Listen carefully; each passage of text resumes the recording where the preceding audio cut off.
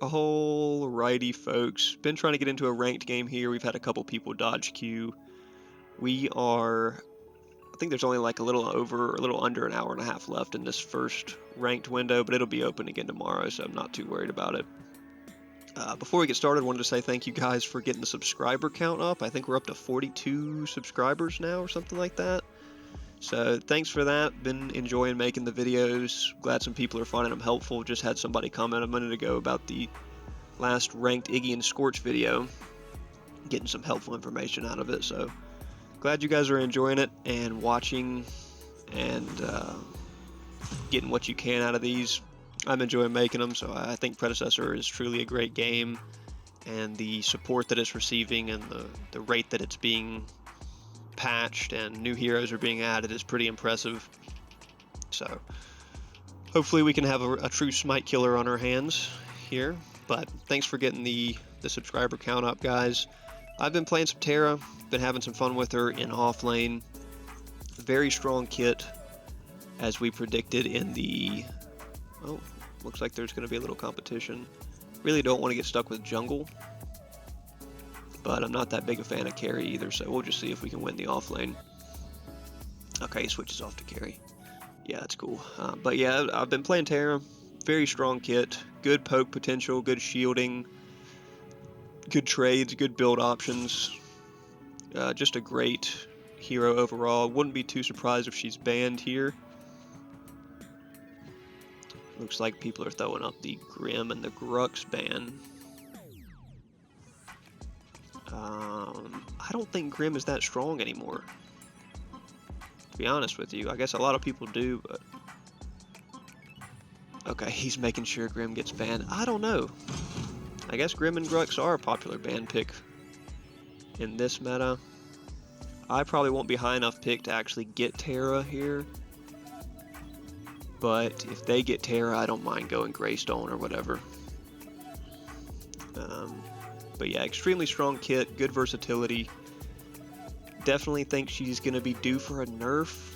I feel like I don't know if she continues to be this strong, or if people are still trying to figure out the best build order for her. I've been going kind of a mixed bag. She builds really well. Oh, here we go. Looks like we're getting the player. Builds really well into your opponent, because you have a lot of options with the kit, whether you want to focus on leveling the axe to try to catch people out with slowdowns, or if you want to focus on leveling your clear ability, or if you want to level your shield ability. All of them are good in different situations. So looks like we're going to get to run her here in this ranked game, assuming nobody dodges out here at the end. Zarus in jungle too is a nice one to see. He's definitely not as strong anymore with the nerfs that he received, but he's still quite good. Classic phase Sparrow combo and duo as well. So I think I really like this comp. Iggy for zoning and putting the magic damage on people consistently, as long as she doesn't get ran over by that Morgesh. We'll see how it goes. We'll see what we want to take items wise. I do like not having to deal with the Grux in the game. I think that's a big plus for sure. But right now, I mean, I would predict we're... Oh. Okay, hard to say. If we're probably playing against Aurora, I would think. If we're playing against Shinbi, that'd be fine. It'd be honestly even better. I say that and then I just get rolled by Shinbi. But yeah, thank you guys for watching again, and subscribing. If you've been watching and you haven't subscribed, definitely consider it. We got more Predecessor on the way. We're gonna go Titan Crest actually. We're gonna go Titan Crest and see what we can do with it. Here's the questions: Mutilator or Augmentation. A lot of people have been building one of these two items first. We'll just take a short sword here first until we see who we're facing, and then we'll see if we want to what we want to go with, because we've got options here. If we want, depending on who we're going against, we can actually just go for Fire Blossom. If we get 1200 by the first back, we can get the Brimstone for Fire Blossom, and then If it's somebody who wants to stick close to us, we'll poke them with that. Or we can just try to finish off Mutilator, which is good because you get the lifesteal. So we'll see. The Shinbi is over here. Was saying I'd probably prefer to Seer than Aurora, but Aurora in the jungle is definitely spookier, I would say, than Shinbi in the jungle most of the time. So it's kind of an even trade. Just depends on how this Zarus wants to play and how this Aurora wants to play. Shinbi might not be too bad as long as we can manage dodging her wolves like that. We'll be okay because we will out-clear her pretty significantly once we level the clear ability here.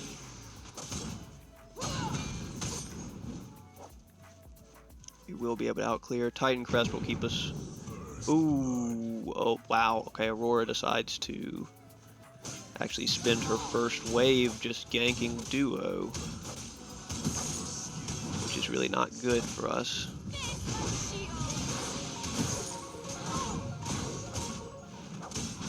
We get the shield off there for the trade, but it cost us our clear a little bit. Wow, they get both of Duo. I really thought FaZe would have tried to play that a little bit more cautiously. Hopefully our Duo doesn't give this away a little early here. Regardless, we'll do the best we can against this solo lane Shinbi. We really only want to go for big trades when we can hit her with the shield here, or at least get our shield up. Yeah, see, now our shield's down. Hit her with the root there just to push her off of us. And until we see Zarus, okay, Zarus is responding to Duo. Until we see what Zarus is up to, I'd like to keep this wave a little closer to my tower.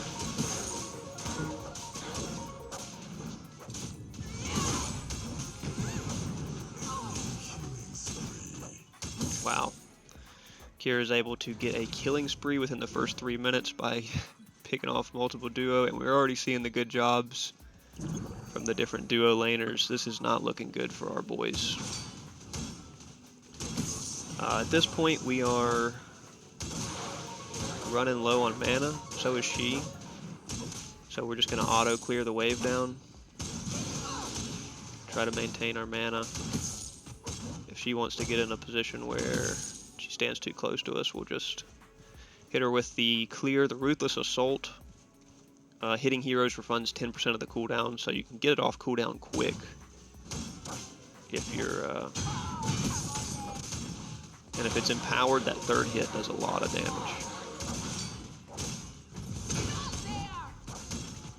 And we pick up the shield like that for the trading purposes. And we get to keep our clear up pretty well for that wave. Jeez. Oh my, okay. Well, it's 0-5 before the 5-minute mark. Kira is, at this point, I would consider out of control, but Aurora is just camping Duo as well.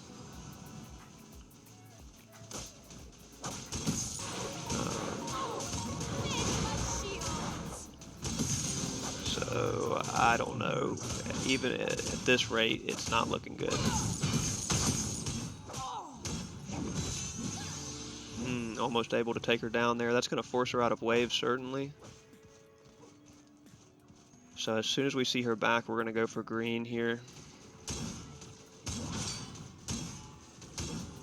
Oh, that's not good. We don't have enough mana to jump away. If we can get green, kind of spooked there. Chimera could easily come back and take this. And now we don't have our blink to get out.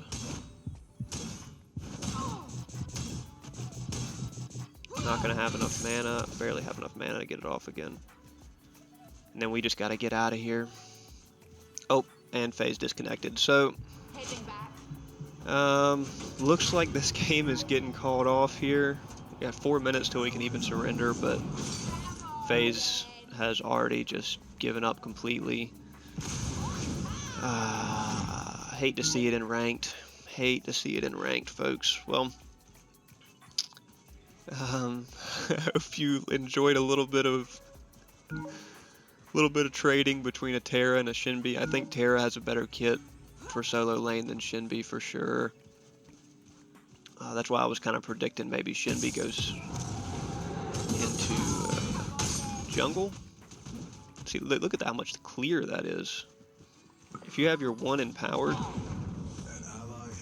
the third hit does a ton of damage. So we're about to have it powered here.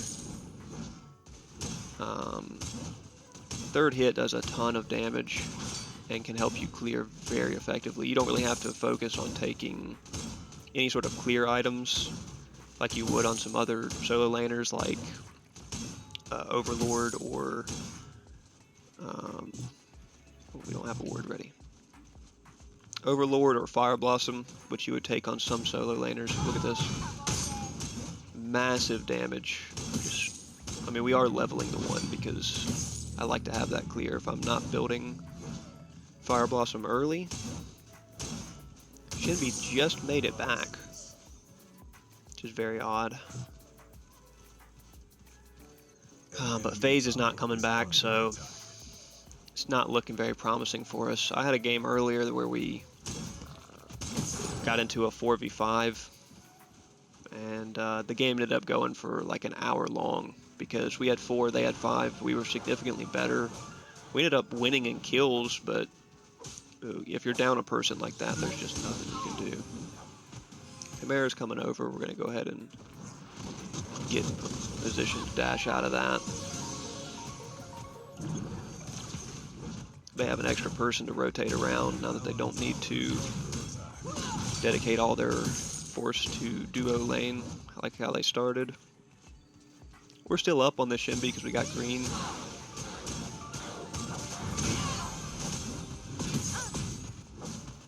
We want to make sure our shield blast is empowered. Oh, it's gonna ult me. We're gonna make sure our shield blast is empowered when we're focusing on a trade like that. The Titan's Crest doesn't really quite give me enough sustain here, and we don't have Mutilator finish, so.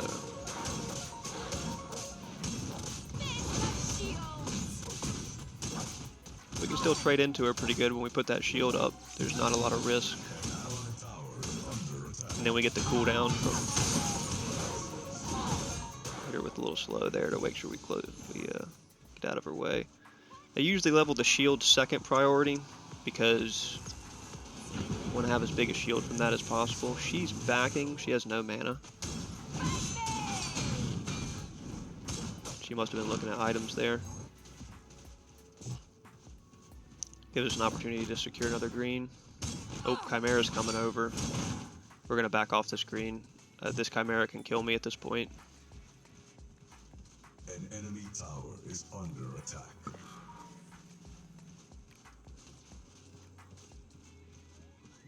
Okay, well, if he's sitting here camping, he's wasting a lot of time. Okay, he went back to mid. Should go for green here, but if we push this wave into her tower as she's coming back, we will have a little bit of a window here where we can probably take green. Yeah, 178 already on the final hit from that one when it's empowered. So don't mind that. Secure the second green. Get some mana back. Key with Shinbi's pretty much just try to avoid her wolves. She's gonna ult me here. It's gonna kill me. She got enough stacks on me.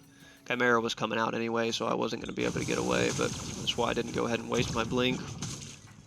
She was gonna have the ult stacks on me regardless.